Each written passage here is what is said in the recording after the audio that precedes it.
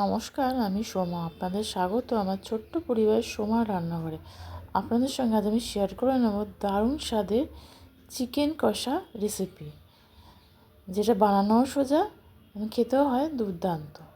যার জন্য আমি প্রথমে নিয়ে নিয়েছি 750 গ্রাম চিকেন। চিকেনটাকে খুব ভালো করে ধুয়ে নেব।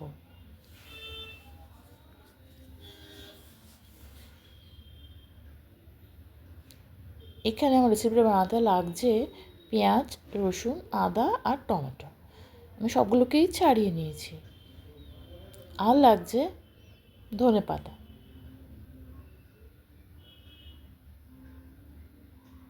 টক দইটা ফেটিয়ে নিয়েছি, আর কাঁচা লঙ্কা। প্রথমে আমি পেঁয়াজ, আদা, রসুনের একটা পেস্ট বানিয়ে নেব।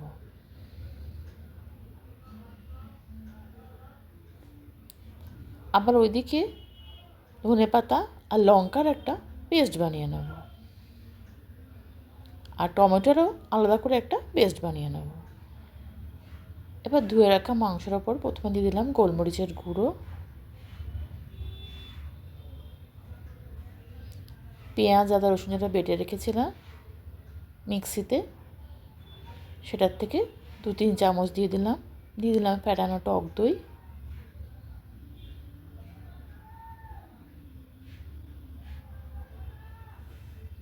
গরম মশলার গুঁড়ো আর সর্ষের তেল। এখানে আমি কোনো রকম হলুদের ব্যবহার করলাম না। এবার খুব ভালো করে এটা মেখে নেব হাত দিয়ে। তারপরে 1 ঘন্টার জন্য রেস্টে রেখে দেবো। কড়াই নিয়ে নিচ্ছি সর্ষের তেলটা গরম হয়ে উঠলে ম্যারিনেট করা মাংসগুলো ভেজে নেব।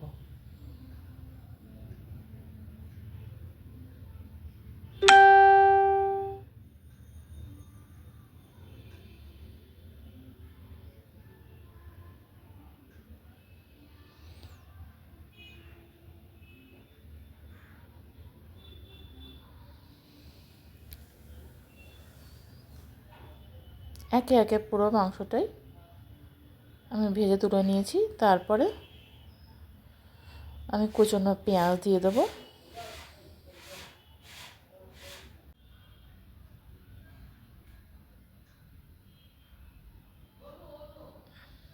তার মধ্যে আমি দিয়ে দিলাম বাকি যে পেঁয়াজ আদা রসুনের পেস্টটা ছিল সেইটা। আবার ভালো করে কষাতে থাকবো।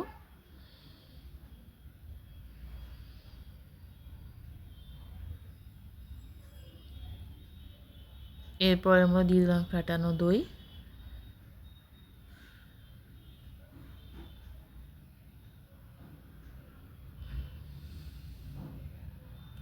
এবং তারপর যে টমেটোর পেস্টটা ছিল সেইটা। তারপর ধনেপাতার যে পেস্টটা বানিয়েছিলাম সেটাও দিয়ে দিলাম।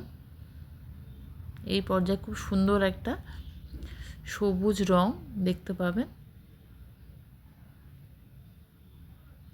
এবং সুন্দর একটা গন্ধও বেরোয়।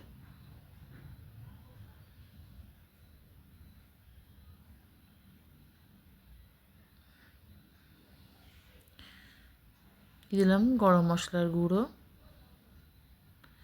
ধনে গুঁড়ো আর জিরে গুঁড়ো, আর স্বাদ মতো নুন।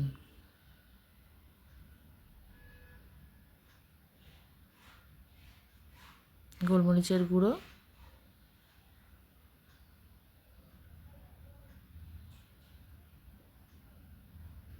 আর অল্প পরিমাণ চিনিটা দিলে খেতে বেশ ভালো লাগে।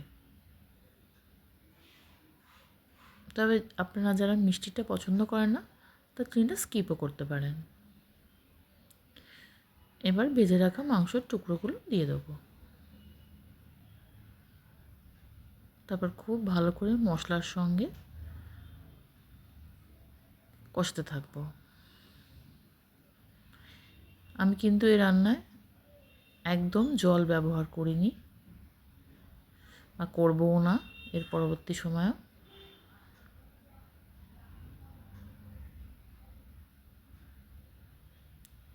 এইবারে ঢাকা চাপা দিয়ে দেবো।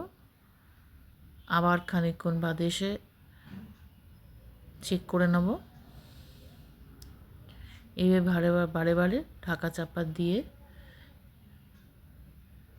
আমি মাংসটাকে পুরোটা রান্না করে নেব এবং মাংসটাকে কষাবার ফলে যে জলটা বেরিয়েছে সেই দিয়ে মাংসটা সেদ্ধ হয়ে যাবে।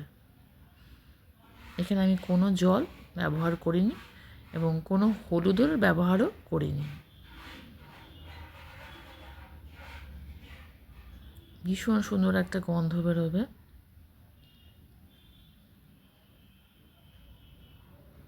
এখন কালারটাও চেঞ্জ হয়ে গেছে। আমি বারে বারে ঢাকা চাপা দিয়ে আবার ঢাকাটা সরিয়ে দিয়ে মাংসটাকে ভালো করে নেড়ে নিতে হবে যাতে তলাতে লেগে না যায়।